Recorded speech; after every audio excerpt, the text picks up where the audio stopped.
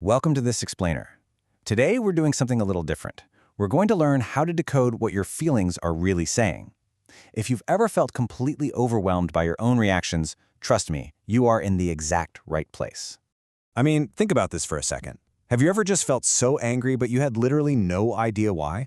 Or maybe you found yourself intensely anxious when on the surface at least, everything seemed perfectly fine? We so often treat these confusing emotions like they're problems that need to be instantly solved, fixed, or, let's be honest, just shoved down and suppressed.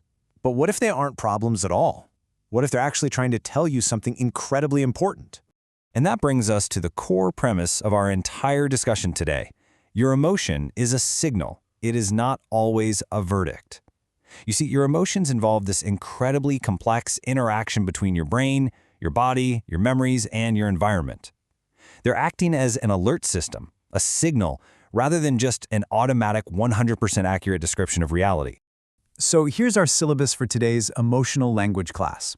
We'll start with the basic rules of this language, then we'll translate some specific difficult feelings, decode joy and connection, figure out when our emotions are actually misleading us, and wrap up by building some true emotional strength. Okay, let's dive right into Section 1, the language of emotions, and this fundamental concept that your feelings are literally speaking to you all the time. So just like your mind speaks to you through thoughts and your body speaks to you through physical sensations, like a stomach ache or a really tight muscle when you're stressed, your emotions are a distinct third language, and they communicate entirely through your feelings. But because we aren't exactly taught this language in school, we tend to fight our feelings instead of, actually listening to them. True emotional intelligence really begins when you realize your emotions are just urging you to listen and understand the message they're broadcasting. Moving right along to Section 2, decoding your difficult feelings. Let's translate some of those harsh, survival-based signals that can totally hijack our days. It's super helpful to build a kind of translation dictionary for ourselves here. Take anger, for example. Anger isn't just you being a hothead. It's a signal shouting, hey, something feels wrong. It's asking what needs protecting, like your personal boundaries or your self-respect. Fear, that's just your survival system saying, pay attention. Sadness is a really crucial cue to simply slow down. It usually pops up after a loss, disappointment, or just sheer exhaustion, and it doesn't always need an immediate fix. Then there's anxiety, which loves to look into the future and ask, what if? And jealousy? Man, we often feel so guilty about this one, but it simply reveals an unmet desire. It's just saying, I want something.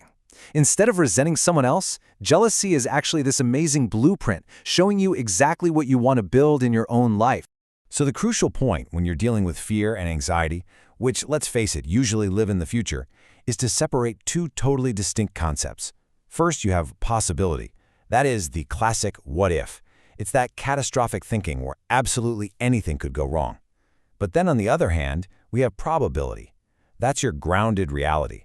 Like, what is the actual realistic chance of that failure or judgment happening? When fear is just shouting at you, you've got to constantly separate the mere possibility of danger from the actual grounded probability of it happening.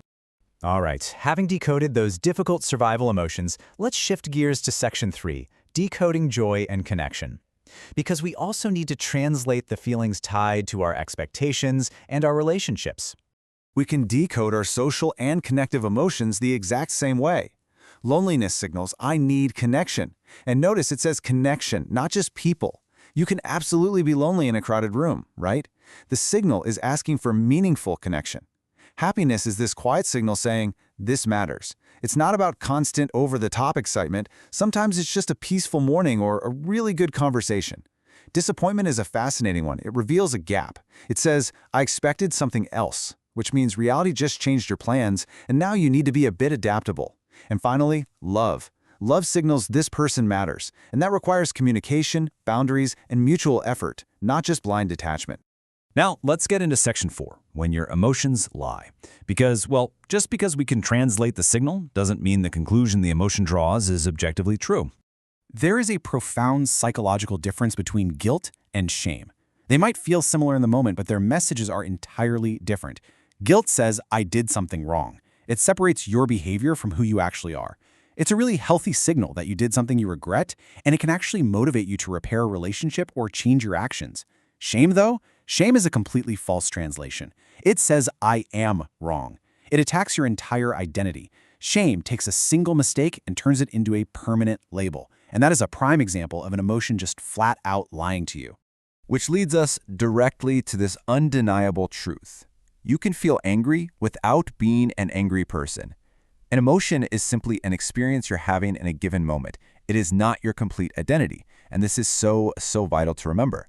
You can feel anxious without being a weak person. You can feel sad without being a depressed person.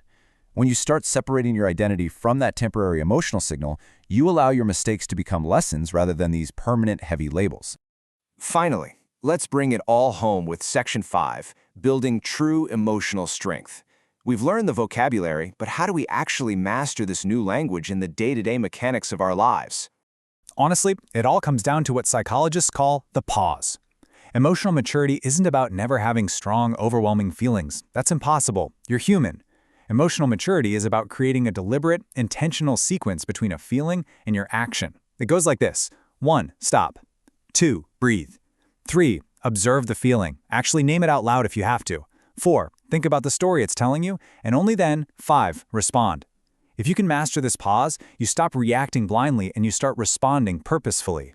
Now, to really master that pause, you have to break your emotional habit loops. Usually stress hits. That's your trigger. Then we react with some kind of behavior, like avoiding a difficult conversation or maybe doom scrolling on your phone to forget a stressful work email.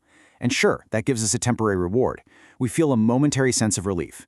But ultimately, it just creates way more stress. By actually mapping out this loop, you can start experimenting with much healthier ways to carry your emotion. Emotional strength does not mean becoming cold or unfeeling. It simply means being able to carry the weight of an emotion without letting it automatically control your decisions. True emotional intelligence begins the very moment you stop fighting your feelings and start translating them. Your mind, your body, and your emotions are all on the exact same team here, just trying to guide you through life. So as you go about the rest of your day, I want to leave you with this final provocative thought. Take a quick scan of your body and your mood right now. If your emotions are speaking to you at this very second, whether it's through a subtle discomfort, a lingering frustration, or maybe a quiet sense of excitement, what are they actually trying to say? Listen closely, because the answer might just change your life.